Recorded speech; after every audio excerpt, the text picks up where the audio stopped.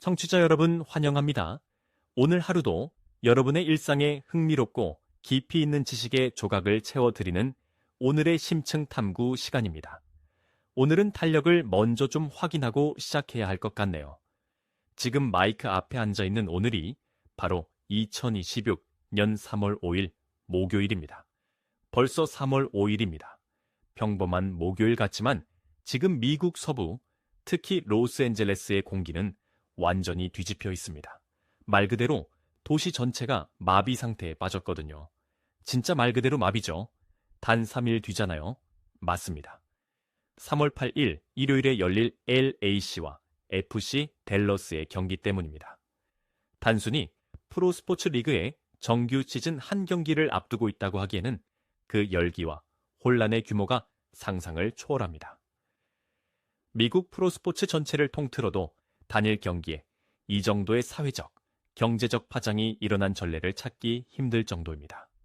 그래서 오늘 저희의 탐구 미션은 아주 명확합니다. 저희가 수집한 현지 경제 기사들, 그리고 방금 공개된 구단 다큐멘터리 예고편, 거기에 스포츠 과학 및 마케팅 전문가들의 인터뷰 자료들까지 총동원해서 분석해 볼 겁니다. 도대체 왜 축구 한 경기에 월스트리트와 할리우드까지 들썩이고 있는지 말이죠. 바로 그겁니다. 이른바 손흥민 효과, 즉 소니 이펙트의 실체가 무엇인지 파헤쳐보는 게 오늘 미션입니다. 청취자 여러분, 일단 이 숫자를 한번 들어보세요. 숫자 진짜 기가 막히거든요. 예매창이 오픈된 지 20분 만에 BMO 스타디움, 전석이 매진됐습니다. 경기장 벤치 바로 뒤 VIP 좌석 가격은 무려 320만 원을 돌파했어요. 심지어 할리우드 스타는 그 320만 원을 내고 자기 다음 영화 출연 일부를 포기하겠다는 약간 농담 섞인 제안까지 했는데도 표를 못 구해서 탄식했다는 기사까지 나왔잖아요. 그 할리우드 스타의 탄식이 지금 LA 시장의 기현 현상을 아주 정확히 대변해주고 있습니다. 저희가 오늘 분석할 이 현상은 그저 인기 있는 축구 매치업 하나로 끝나는 게 아니거든요. 단순한 스포츠 이벤트가 아니라는 말씀입니다. 맞습니다. 아시아에서 온 한 베테랑 선수가 철저하게 자본 논리로 돌아가는 그 미국 시장 한복판에서 어떻게 자신만의 거대한 패러다임을 선언하고 있는지를 보여주는 완벽한 비즈니스 사례입니다. 문화적 현상이기도 하고요.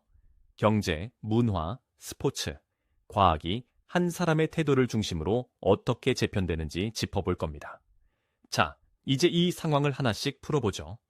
일단 3일 뒤 3월 8일에 열릴 BMO 스타디움의 현장 상황부터 분석해 볼까요? 아주 흥미로운 데이터들이 많습니다. 당일 로스앤젤레스 기온은 섭씨 22도, 습도는 45%로 예보되어 있습니다. 생리학적으로 선수들의 심폐 기능이 가장 극대화될 수 있는 완벽한 조건입니다. 게다가 홈구장 잔디 상태 관련 자료를 보니까 이 잔디가 선수의 폭발적인 스프린트에 완전히 최적화되도록 세팅됐다고 하더라고요. 그 잔디 세팅이 아주 핵심 포인트입니다. 단순히 풀을 짧게 깎는 수준이 아니에요. 구단 관리팀 인터뷰를 보면 마찰력을 줄이면서도 축구와 스터드가 완벽하게 박힐 수 있도록 잔디 길이를 정확히 22mm로 맞춘다고 합니다. 와, 22mm입니다. 그리고 킥오프 딱 15분 전에 계산된 양의 물을 뿌려요. 선수의 가속 능력을 0.1초라도 더 끌어올리기 위한 일종의 스포츠 공학적인 무대 장치인 셈이죠. 완벽한 무대가 준비된 겁니다. 그런데 상대인 FC 댈러스도 순순히 무대를 내어줄 생각은 전혀 없어 보입니다. 당연히 그렇겠죠. 댈러스에는 오사제 우르오기대라는 190cm가 넘는 거대한 체격의 수비수가 버티고 있잖아요. 피지컬이 엄청난 선수죠. 이 선수가 경기 전 인터뷰에서 아주 비장한 각오를 밝혔습니다. 뭐라고 외쳤냐면 손흥민의 속도를 막는 방법은 단 하나뿐이다. 내가 그보다 더 빨리 달리는 것이다.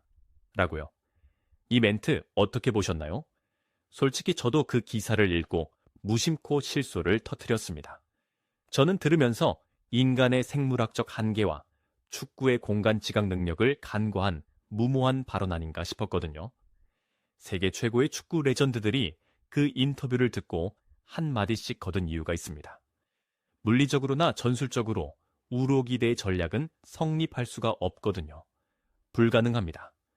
리버풀의 전설적인 수비수 제이미 캐러거가 스카이 스포츠에서 분석한 것을 보면 아주 정확합니다. 댈러스 수비가 스피드로 그를 막겠다고 나서는 건 시속 300km로 달리는 기관차 앞에 맨몸으로 서는 것과 같다고 했죠. 기관차 앞에 맨몸이라니 진짜 뼈 때리는 비유네요. 그렇죠. 메시는 또 사석에서 이렇게 평가했습니다. 그는 단 한 번의 터치로 경기의 흐름을 바꾼다. 사람들이 거액을 내고 그를 보러 가는 이유는 그가 축구를 예술의 경지로 끌어올렸기 때문이다. 라고요. 극찬입니다. 그런데 제가 가장 소름 돋았던 건 지네딘 지단의 평가였습니다. 아, 그 레이저 비유요? 맞습니다. 우로기대가 방패라면 손흥민은 그 방패를 아예 원자 단위로 쪼개버리는 레이저다. 댈러스 수비가 붕괴되는 데는 90분이 아니라 단 9초면 충분할 것이다. 여기서 왜 하필 9초라고 했을까요? 지단이 언급한 9초는 단순한 과장이 아닙니다. 이게 현대 축구 전술에서 아주 중요한 개념인데요. 수비수 한 명이 상대 공격수의 오프 더 볼 움직임, 즉 공이 없을 때 뛰어들어가는 동선을 인지하고 뇌에서 반응해서 몸을 움직이는 데까지 걸리는 인지 과부하 시간을 의미합니다. 뇌가 처리하는 한계 시간 같은 거군요. 맞습니다. 손흥민 선수의 움직임은 그 수비수의 인지 체계를 9초 만에 붕괴시킬 만큼 변칙적이고 치명적이라는 뜻이죠. 단순한 속도의 문제가 아니라 뇌의 인지 속도를 아예 초월한다는 겁니다. 댈러스 팀도 이런 전술적 공포감을 이미 피부로 깊이 느끼고 있는 것 같습니다. 그 귀마개 에피소드 말씀하시는 거죠? 맞습니다. 자료 중에 댈러스의 핵심 미드필더인 란 비냐민 선수가 훈련 중에 특수 제작된 귀마개를 착용했다는 소식이 있었잖아요. BMO 스타디움을 꽉 채울 6만 명 관중의 함성을 미리 차단하기 위해서라고 했죠. 원정팀이 느끼는 심리적 압박감이 벌써 한계치리에 다다랐다는 겁니다. 하지만 물리적인 소리를 막는다고 해서 경기장을 지배하는 그 에너지파까지 막을 순 없겠죠. 절대 못 막습니다. 여기서 우리가 진짜 주목해야 할 것은 따로 있습니다.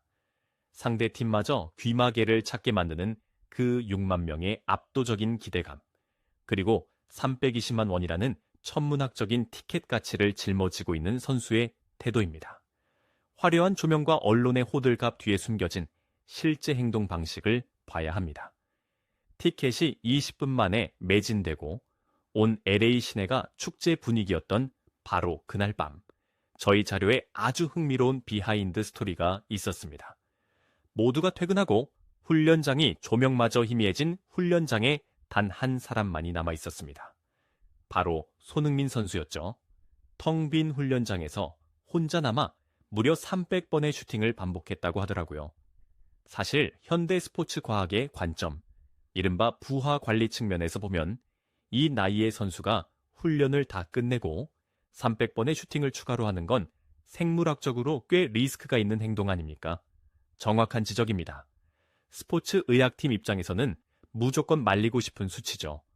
부상 위험이 급격히 올라가니까요. 그런데도 왜 그렇게까지 했을까요? 이건 단순한 열심히 하는 훈련의 개념이 아닙니다. 생체 역학적인 근육 기억을 스스로 0점 조절하는 동시에 자신을 향한 6만 명의 시선, 그리고 320만 원짜리 티켓값의 무게를 심리적인 책임감으로 치환하는 의식과도 같습니다. 일종의 의식인 거죠. 압박감을 통제하기 위해 스스로 가장 익숙한 고통 속으로 걸어 들어가는 아주 지독한 완벽주의 발현인 셈입니다. 상대 수비수인 우르오기대 선수의 속마음을 보면 이런 완벽주의가 어떻게 적에게도 영향을 미치는지 알 수 있습니다. 사실 이 선수가 손흥민 선수의 열렬한 팬이잖아요. 아주 유명하죠. 경기 전에 자기 SNS에 손흥민 선수의 등번호 7번 유니폼 사진을 올렸다가 황급히 삭제한 일화가 화제가 됐었죠. 존경심을 숨길 수가 없었던 겁니다. 경기장 안에서는 무조건 부셔야 하는 적이지만 마음속에는 아이돌을 향한 존경과 동시에 내가 그를 막아낼 수 없을 것이라는 두려움이 충돌하고 있는 겁니다. 그 인지 부조화가 결국 경기장에서 치명적인 약점으로 작용할 수 있습니다. 맞아요. 그런데 재밌는 건 손흥민 선수가 경기 전날 보여준 행보입니다. 로스앤젤레스 지역 아동병원을 찾았잖아요. 표를 구하지 못한 어린 환우들에게 자신의 유니폼을 직접 선물하면서 이렇게 말했죠. 내일 경기장에서 여러분의 에너지를 느끼며 뛰는 겁니다. 이 일화는 단순히 가슴 따뜻한 미담으로 넘길 게 아닙니다. 경제학자들이 이번 단일 경기의 경제 효과를 약 5억 원으로 추산하고 주변 숙박료가 5배 폭등하고 공항이 마비된 그 수치에만 집중하는데 사실 이 병원 방문이 내포하는 비즈니스적 가치가 훨씬 크지 않나요? 아주 예리한 분석입니다. 미국 프로축구, 즉 MLS가 전통적인 강자인 NBA나 NFL을 뛰어넘기 위해 가장 고전하고 있는 부분이 하나 있어요. 바로 지역 사회와의 세대 간 유대감 형성입니다. 대를 이어 팀을 응원하는 그런 분위기요. 맞습니다. 손흥민 선수의 이런 행보는 단기적인 티켓 세일즈나 유니폼 판매량을 넘어 지역 커뮤니티의 마음을 완전히 사로잡는 마스터 클래스급의 커뮤니티 통합 전략입니다. 진정한 유대감을 만들어내는 겁니다. 수백만 원의 경제적 가치를 넘어서는 진정한 손이 이펙트의 본질은 숫자가 아니라 사람들의 감정적 연대를 단단하게 묶어내는 데 있는 거죠. 대단합니다. 여기서 정말 흥미로운 점은 시계를 딱 1년 전인 2025년 여름으로 돌려보면 대중과 미디어의 예측이 완전히 빗나갔다는 사실입니다. 완전 딴판이었죠. 당시 수많은 언론과 호사가들은 그가 캘리포니아에 온 것을 두고 은퇴를 준비하러 갔다. 이제 따뜻한 햇살 아래에서 골프나 치며 여유를 즐길 것이라고 엄청나게 혹평했었죠. 솔직히 고백하자면 저도 당시 기사들을 보면서 이게 구단의 아시아 마케팅용 연기비나 선수 본인의 말년 커리어 관리 차원 아닐까 조금 의심했었습니다. 많이들 그렇게 생각했습니다. MLS가 과거에 유럽 스타들의 은퇴 무대로 소비되던 역사적 맥락이 있으니까요. 누구나 합리적으로 그렇게 생각할 만한 상황이었죠. 그런데 어제 공개된 LAFC 다큐멘터리 예고편에서 과거 토트넘 시절부터 동료였던 위고 요리스 골키퍼가 아주 묵직한 증언을 내놓았습니다. 그 인터뷰 정말 인상 깊었습니다. 카메라를 똑바로 응시하며 이렇게 말하더군요. 우리는 그를 잘못 알고 있었다. 그는 휴식이 아니라 이 리그를 정복하러 왔다. 정복하러 왔습니다. 이어서 훈련복을 묶을 때 그의 눈빛은 훈련에 나온 선수가 아니라 전쟁터로 향하는 사람의 눈빛이었다고요. 전쟁터로 향하는 눈빛. 이 말이 결코 비유가 아닌 게 조직 행동 관점에서 보면 아주 흥미로운 변화가 일어났습니다. LAFC 구단 내에 큰 변화가 있었죠. 원래 LA 훈련장이 캘리포니아 특유의 아주 자유롭고 힙한 분위기였잖아요. 크게 음악 틀어놓고 춤도 추고 자유분방함 그 자체였죠. 그런데 손흥민 선수가 등장한 이후로 완전히 딴 세상이 됐습니다. 훈련 후에 매일 2시간씩 혼자 묵묵히 슈팅 연습을 하고 훈련에 병적으로 몰입하니까 라커룸의 시끄러운 음악 소리가 자연스럽게 줄어든 겁니다. 분위기가 압도된 거죠. 나중에는 훈련 시간보다 선수들이 더 일찍 나와 있고 심지어 부상당한 선수들마저 집에서 쉬지 않고 경기장에 나와서 사이드라인을 조깅하게 만드는 상황이 벌어졌습니다. 직함도 없는 선수 한 명이 거대한 조직의 DNA 자체를 뜯어 고친 겁니다. 한 개인의 비타협적인 프로의식이 기존 조직의 나태함을 어떻게 밀어내는지 보여주는 완벽한 교과서적인 사례죠. 마크 도스 산토스 감독의 한 팟캐스트에서 밝힌 일화도 이를 정확히 뒷받침합니다. 감독이 스포츠 과학팀의 권고를 받아들여서 출전 시간을 좀 조절해 주려고 하니까 선수가 직접 감독실로 찾아가서 이렇게 말했다죠. 나보다 더 많이 뛰는 선수를 데려오면 벤치 앉겠다. 그러면 인정하겠다. 감독 입장에서는 그 말을 듣고 등골이 서늘하면서도 동시에 팀의 기강을 잡아주는 선수가 고마웠을 것 같습니다. 당연하죠. 데이터상으로 아무도 그보다 많이 뛰지 못하니까 결국 로테이션에서 뺄 명분조차 없었던 겁니다. 그렇습니다. 여기에 요리스 선수의 숨은 리더십도 아주 컸습니다. 요리스 선수가 어떤 역할을 했냐면 팀의 젊은 선수들이 갑자기 엄격해진 규율에 투덜거릴 때면 요리스가 그들을 조용히 불러서 자신의 월드컵 우승 반지를 보여줬다고 합니다. 우승 반지입니다. 이걸 원하느냐 아니면 파티나 즐기다 돌아가고 싶으냐, 전자를 원한다면 감독이 아니라 소니를 보라고 기강을 확실히 잡았다는 겁니다. 코칭 스태프의 지시가 아니라 선수들 간의 피어투피어 압박이 형성된 겁니다. 맞습니다. 동료들 스스로 만들어낸 강력한 규율이죠. 자, 이 대목이 진짜 엄청난데요. 축구장 안에서의 조직 문화 변화도 놀랍지만 경제적인 측면, 특히 미국 기업들이 반응하는 기현상은 더 입이 떡 벌어집니다. 기업들 반응이 정말 상상을 초월했죠. 나이키, 애플, 할리우드 대형 제작사들이 단 한 번의 미팅을 잡으려고 줄을 섰습니다. 그런데 그 중에서도 최고봉은 한 유명 스포츠 음료 회사의 제안이었죠. 그 사건은 현대 스포츠 마케팅에서 아주 상징적인 의미를 갖습니다. 그 음료 회사가 구단의 말 그대로 백지 수표를 내밀었습니다. 조건은 단 하나였어요. 딱 3초였죠. 맞습니다. 훈련 중에 손흥민 선수가 그 회사의 음료를 마시는 장면을 딱 3초만 찍게 해달라는 거였습니다. 3분도 아니고 3초요. 구단 보드진은 당연히 역사적인 규모의 계약이라며 환호했죠. 금액을 마음대로 적으라는 거니까요. 그런데 이걸 선수가 단칼에 거절합니다. 거절 사유가 내 훈련 루틴이 깨진다. 나는 물만 마신다. 이거 하나였습니다. 그 수백만 달러가 될지 모르는 백지 수표를 오직 자신의 수분 섭취 루틴 하나를 지키기 위해 그냥 찢어버린 겁니다. 이 현상을 더 큰 관점에서 연결해보면 현대 비즈니스의 핵심 트렌드가 정확히 보입니다. 마케팅 업계에서는 이를 진정성 마케팅, 즉 어센티시티 마케팅의 극치라고 부릅니다. 철저하게 자본으로 모든 것이 계산되는 미국 시장에서 오히려 돈으로 움직이지 않는 태도를 보인 겁니다. 자본주의의 심장부에서 말이죠. 모든 것이 상업화된 시대에는 역설적으로 자본으로 살 수 없는 진정성의 가치가 가장 희소하거든요. 기업들 입장에서는 이 거절이 충격이자 동시에 엄청난 매력으로 다가온 겁니다. 오히려 역효과가 아니라 이 사건 이후로 브랜드들은 단순한 광고 모델이 아니라 그의 철학을 통째로 공유하는 파트너십을 제발 맺어달라고 매달리는 상황으로 역전됐습니다. 콧대 높은 월스트리트와 브랜드들이 오히려 구걸하게 만든 거죠. 경기장 분위기도 마찬가지입니다. 경기장 제일 앞줄 부위 IP석에 러나르도, 디카프리오나 르브론 제임스 같은 글로벌 슈퍼스타들이 와서 앉아 있어도 손흥민 선수는 그쪽으로 눈길조차 주지 않는다고 하잖아요. 오로지 경기에만 집중하는 거죠. 경기가 끝나면 오직 땀 흘린 동료들만 챙기고 가장 늦게 라커룸으로 들어갑니다. 할리우드의 화려한 쇼 비즈니스에 철저히 선을 긋고 날 것의 스포츠 그 자체에만 집중하는 모습. 아까 요리스 선수가 한 말이 여기서 또 빛을 발하네요.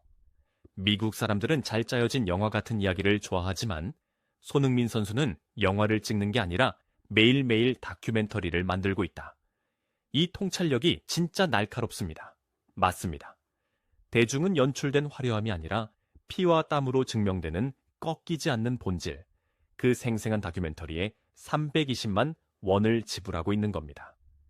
청취자 여러분, 오늘 저희가 이 긴 분석을 통해 여러분께 전달하고 싶었던 핵심이 바로 여기에 있습니다. 이 모든 지식과 통찰이 도대체 왜 중요할까요?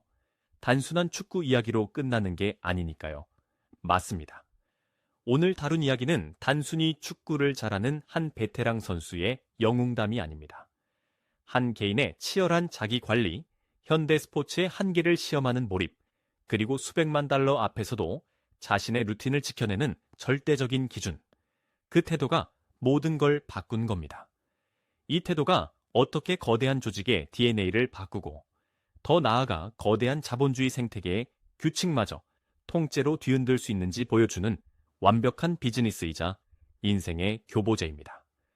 바로 이게 저희가 오늘 집요하게 파헤친 소니, 이펙트의 진정한 의미입니다. 각자의 자리에서 나는 어떤 태도로 나의 업을 대하고 있는지 스스로를 돌아보게 만들지 않습니까? 정말 그렇습니다. 이 시점에서 우리는 아주 중요한 질문을 하나 던져봐야 합니다. 훈련 중 단 3초 음료수를 마시는 대가로 수천만 달러가 주어지는 백지 수표 앞에서도 오직 나는 내 루틴대로 물만 마신다며 자신의 본질을 지켜낸 선수의 이야기를 우리가 뼈저리게 살펴봤습니다. 이제 청취자 여러분 스스로에게 물어보십시오. 여러분의 삶에서 여러분이 그토록 지키고자 했던 원칙을 무너뜨리자는 달콤한 유혹의 백지 수표가 눈앞에 주어졌을 때 여러분은 여러분만의 다큐멘터리를 완성하기 위해 과감히 나는 물만 마시겠다고 선언할 수 있는 그런 절대적인 기준을 가지고 계십니까? 그 질문은 정말 묵직합니다. 당장 내일 아침 출근길부터 제 자신에게 수없이 던져봐야 할 질문 같습니다. 물만 마시겠다는 그 타협 없는 뚝심, 이 방송을 들으시는 여러분의 머릿속에도 깊은 잔상을 남겼으리라 생각합니다. 여러분은 오늘 이 깊이 있는 분석을 들으시며 어떤 유혹의 백지 수표와 나만의 물을 떠올리셨나요? 오늘 저희가 준비한 심층 탐구 시간은 여기까지입니다. 여러분의 바쁜 일상에 작지만 강력한 영감과 지식의 무기가 되었기를 바랍니다. 의미 있는 시간이 되셨기를 바랍니다. 다음번 시간에도 여러분의 지적 갈증을 시원하게 해소해줄 더 새롭고 통찰력 넘치는 지식의 조각들을 꽉꽉 채워서 다시 돌아오겠습니다. 남은 하루도 흔들림 없이 여러분만의 멋진 다큐멘터리를 써내려 가시길 진심으로 응원합니다. 함께해 주셔서 감사합니다. 깊은 밤 혹은 바쁜 아침을 보내고 계실 여러분 모두에게 평안한 하루가 되기를 바랍니다.